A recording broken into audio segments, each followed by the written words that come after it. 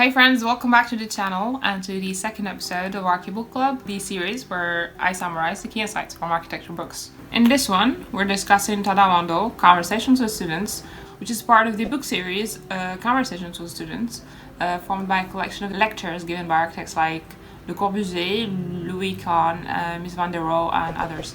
While I was trying to derive the main ideas from this one, I was pulled in two directions. On one side, presenting the noteworthy pieces of advice with the potential to benefit every student out there, regardless of his or her career choice, and on the other hand, presenting the lessons purely relevant to architecture.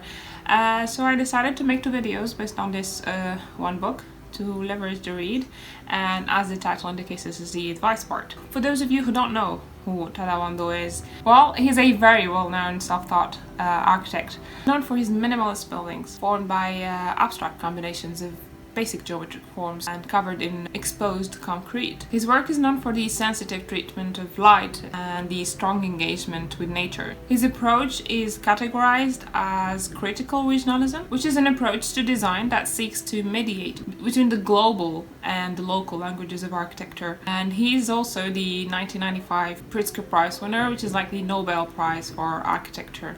I just wanted to add that most of the advice here were deduced from the architect's personal experience as recounted by him in the book, while one or two were actually explicitly recommended to the reader.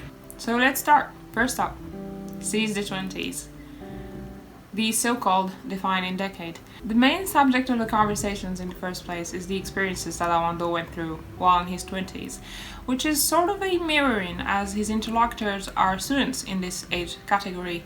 To him, it is the most important period in one's life, where the ideals are searched and the worldviews are formed. He thinks that it is when the self is created.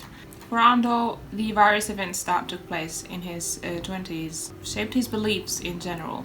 After the massive protests he witnessed in both Tokyo in 1960 and Paris in 1968, his view on the injustices of society and authority in particular had fired an indignation and planted the seeds for his resistance against the status quo, which kind of molded his architectural work.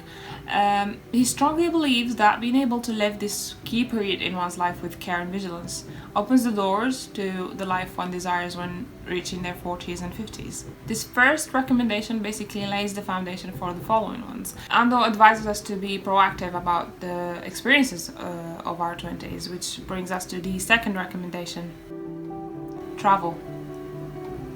Travel is a dialogue with yourself that takes you away from the inertia of daily life and deepens your thinking.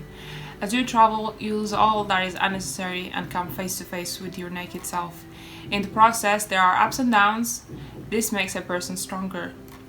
Following on the steps of Le Corbusier as an autodidact himself and a traveler while young, the 24-year-old Tadao Ando goes on his famous trip to Europe to witness Western architecture before his own eyes. He believes that in order to grasp the true essence of architecture, we must experience space with the five senses. He considers travel as his single most important teacher, as it was the case for his idol Le Corbusier, and he encouraged us to take time to travel. I found myself literally nodding along the lines on the importance of travel, in my case as well.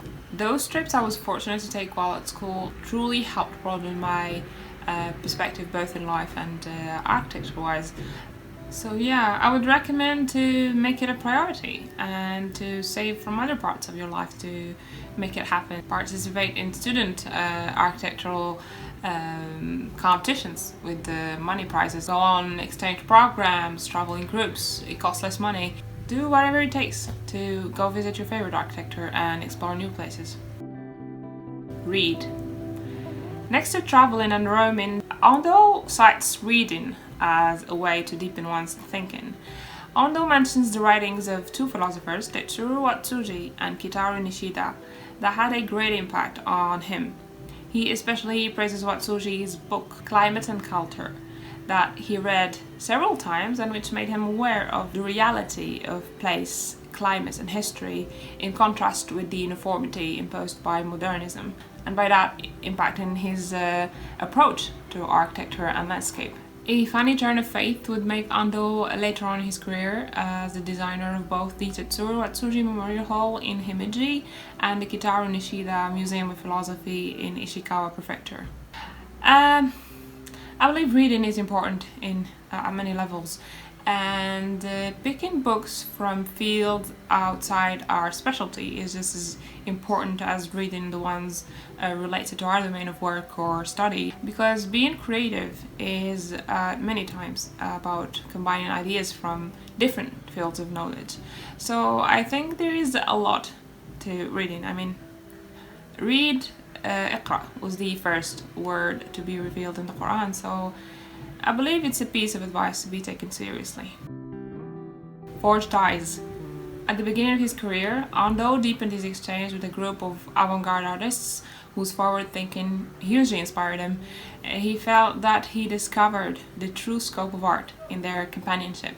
Their defiance of stereotypes and stubborn attitude influenced his choice to be a fighter as well, by challenging the status quo through his architectural work. They used to travel together, attend plays together. Also, when he was young, he had many friends who studied architecture at the University of Kyoto, and it was those same friends who introduced him to the writings of Watsuji and Nishida.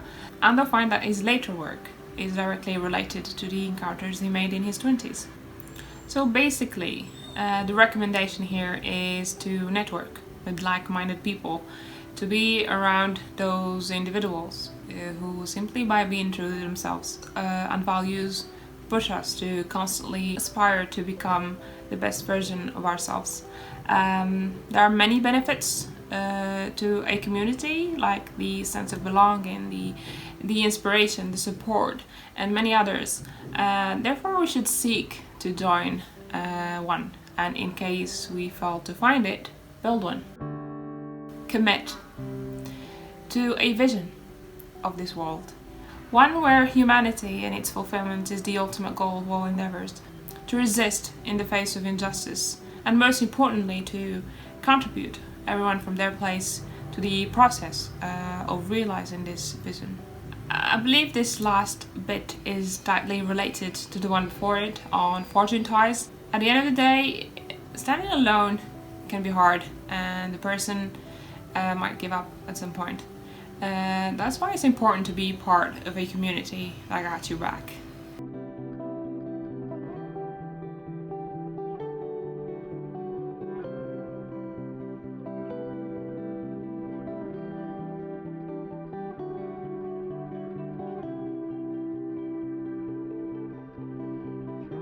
We can notice that these wholesome pieces of advice can be addressed to everyone, even the seize the 20s part. Yes, it sounds so cool and it rhymes, seize 20s, and it also makes sense and everything, but it still applies, even if you're no longer in your 20s. I mean, the essence of it is just about seizing the moment. There's a popular Chinese proverb that says, the best time to plant a tree was 20 years ago. The second best time is now. This means that if you want success and growth in the future, the best time to act is now, whatever your age might be. And the other bits seem very legit for a lifetime, not just when we're students. But at the end of the day, aren't we all just students for life? If you found this video useful, please consider giving it a thumbs up and consider subscribing if you haven't already. And that's it. Thanks a lot for watching and see you in the next one. Bye bye.